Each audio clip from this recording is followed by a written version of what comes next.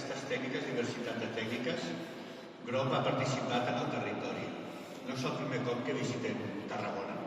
Com sabeu, vam estar a la Diputació, vam omplir el cel, el terra i totes les parets de la Diputació de Tarragona en l'exposició Recerca del Temps.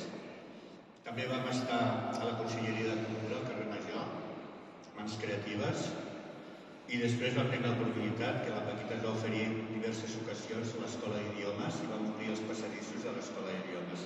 Per tant, Tarragona no ens estranya. Ara no citaré totes les exposicions que ja estan aquí, al currículum de GROP, però que demostren, diguem-ne, la feina que hem fet durant aquests 20 i tants anys. Diré algunes només: els caps, les finestres, les caixes, els ponts, els conversos, les veles sabents, els pins.